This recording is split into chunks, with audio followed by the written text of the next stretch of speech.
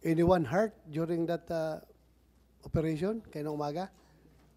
Um, ang ang amin lang pong nakuha na information through our co-counsel there is kinunan po na tinutukan ng baril at kinunan ng cellphone kaya hindi nakatawag po sa amin. Okay. Sa anong lugar? Attorney? Tamayong Kalinan, Davao City. Still in the guise of service of warrant of arrest po. Sa farm po, directly near Prayer Mountain and Glory Mountain, in between po. Thank you. So, yeah, go ahead, Senator Robin Padilla. Aba, maraming salamat po, mahal na tagapangulo. Gusto ko lamang pong linawin kasi lagi pong inuulit ng ating mga bisita na yung tungkol po sa warrant at search warrant, pwede pong pakilinaw. Pakilinaw po ng malinaw para po mas maintindihan po ng ating mga kababayan. Okay, Senator Robin, akala kasi namin nung June 10, meron silang search warrant. Nung dumating po ako mga 6 o'clock, 6:30, akala ko may search warrant sila kasi nandun na sila sa loob eh. Ang ipinakita sa amin ay warrant of arrest lang pala.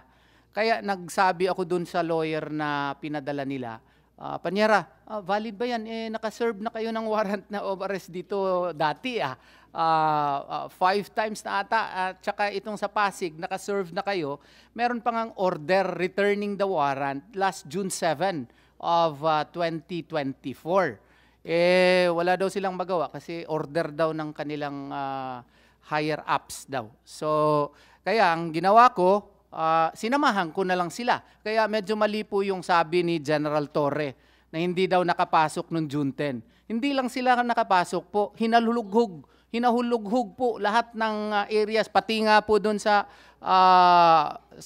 JMC na mga yung school po, yung eskwelahan namin.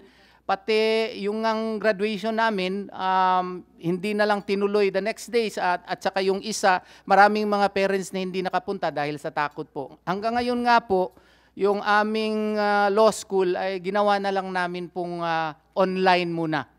In-explain namin sa mga estudyante. Linawin ko po uli. Opo, ibig niyo pong sabihin, wala po silang naipakitang search warrant, warrant of arrest po ang dala nila, pero pinayagan niyo po silang maghalughog. After po nung nakita po ninyo na meron pong Senator, yung Order po ng dating Pangulo. Yes Nung po. sinabi po ng dating Pangulong natin na si Rodrigo Roa Duterte na hayaan nyo silang makapasok ng matiwasay, Opo. hinayaan nyo na po sila. Yes po, at sinamahan ng mga abogado po natin. Pati po ako later. Sa lahat po yan. Sa lahat po, hinalughog po lahat ng areas po Opo. ng KOJC compound po. Opo, pwede pong pakiliwanag po, ilan po ang hinalughog? Pinayagan yung halughugin? In 4 different locations. KOJC Central in Buhangin, Davao City. Glory Mountain po doon sa Tamayong, Kalinan, Davao City. Prayer Mountain, 3 kilometers away from Glory Mountain. At saka sa Kitbug po, Municipality of Malungon, Sarangani Province. Lahat po yan walang search warrant? Wala po. Warrant of arrest. Ang problema nga namin po, Senator, is it was done simultaneously. Yung rules kasi natin, if you will, yung napag-aralan ko po, kailangan meron kang probable cause na nandun yung tao or he is reasonably believed to be there. Paano siya nandun in 4 different locations? So kaya nga po, medyo nagre-reklamo kami kasi yung batas po hindi nasunod. Maraming salamat po. Chairman, pwede po ako magtanong sa Napolcom? Yes, go ahead. Opo, Napolcom, magandang tanghali po. Opo, tanong ko lang po, para po hindi po magkaroon ng kalituhan. Opo, para mas malinaw po sa ating mga kababayan, para hindi po ito sakyan muli ng mga mahilig maggawa ng fake news. Opo. Linawin po natin, meron po bang sa palagay po ninyo na dahilan talaga na magreklamo ang ating KOJC na hindi po talaga sinunod ng ating mga bayaning pulis yung tinatawag po nating rules of engagement? Sa palagay po nyo, ito po ay nalabag kasi ang sinasabi po ng KOJC, wala naman po silang dalang search warrant kung di warrant of arrest. At hindi po malinaw na alam nila talaga na naandoon ang hinahanap po nilang sabi nga po ng mga kapulisan ay pinaghahanap ng batas. Ano po ba ang katotohanan dito, mahal naming na Polcom? Marami pong salamat, Ginoong Senadora Robin Hood Padilla. Ganon din po sa Ginoong Chair ng committee. Alam po ninyo, yung ginawa po ng police doon ay nag-serve ng warrant of arrest.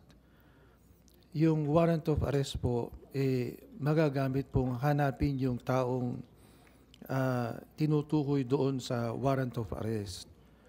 Sa nakita po namin, hindi lang po isang tao kasi po yung tinutukoy ng warrant of arrest. May mga kasama siya. Kaya pwede pong hanapin yun kung saan man yung ilan mga taong kinaukulan yung nakasaad doon sa warrant of arrest.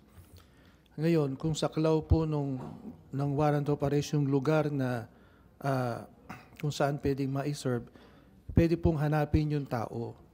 Hindi po naman hinahanap yung gamit. Ang hinahanap po yung tao. Kaya sa katunayan nga po, nasasaad din sa rules of court, doon po sa service of warrant, pwede po talagang pumasok kung hindi sila papapasukin sa ano. Tinalakay po natin yan nung pinag-usapan yung hearing doon sa pagsaserve ng warrant, doon sa Panday, Bulacan. Dito rin po sa hearing ng Senado, sinabi namin kung merong warrant of arrest, enough na yun na makapasok yung pulis sa loob. Subalit, kailangan lang na may protocol. Sa nakita po ng NAPOLCOM doon sa video footages, lumalabas naman na nakarestrain yung mga pulis nga. Sila yung ni-water cannon, sila yung napagbuhatan ng kamay kasi nga kahit na ating dating Pangulong ang dating Pangulo sinabi nga na pwede talagang makapasok kasi may warrant of arrest. Nangangahulugan po na yung mga kinaukulan din nagkakasundo na talagang pwedeng pumasok sa loob. Kaya lang po siguro napilitan pumasok kasi pinigilan sila. Alam po. With the permission of Senator Robin Hood Padilla. So, mabilis ang usapan. PNP, sinong pinagdudahan nyo at that time that you personally believe nandoon sa Prayer Mountain? Sinong nandoon? Because Pastor Kibuloy, kung siya talagang, sabi nyo, hindi lang siya ang target ninyo. Kasi kung siya ang target ninyo, he cannot be omnipresent in all those locations that you are searching for him. So, ganito, 5 locations ang simultaneously ni-raid ninyo para ma-serve yung warrant of arrest. Sino ngayon ang hinahanap ninyo doon sa unang-una, yung sa Kingdom of Jesus Christ sa Davao City? Sinong hinahanap doon? Sir, Your Honor, our Chairman, wala po sa akin yung listahan ngayon, but I just want to clarify, 6 po kasi yung warrants of arrest. 6. Hindi lang po si fugitive Kibuloy ang hinahanap natin, but 5 others po na co-accused niya sa non-bailable offense. Kaya nga, I am asking the PNP, I am asking you, kung sinong hinahanap doon, sinong hinahanap dito, sa 1, sa 2, sa 3 na mga areas. Para klaro tayo na hindi kayo fishing expedition because as alleged by Attorney Torion, that is quite an obvious fishing expedition kung itong 5 hinahanap ninyo doon sa 5 lugar din. Dapat klaro ang impormasyon na si Pastor Kibuloy andito, si another suspect andito. Kasi kung it's very hard to explain, no? It's very hard to explain kung bakit simultaneous yung mga lugar na yun na pinasok ninyo kung ang hinahanap ninyo si Pastor Kibuloy lang. As you have said, 6 ang hinahanap ninyo. So I am tend to believe na yung 6 na yun distributed sa 5 location. Kasi they cannot be present in every location. Di ba? That's really true, our chairman, no? Ang sinasabi ko nga doon sa warrants of arrest at pwede silang tumakbo anytime. Ang ano po na natin, they have the same address as na inaano natin, but we have the intel reports that the people are hiding in these places po. And I don't have any reports, wala sa akin yung intel report, but that's confidential reports. Nandito po yung mga 6 na to, dito po nagtatago sila, dito sa mga different locations po.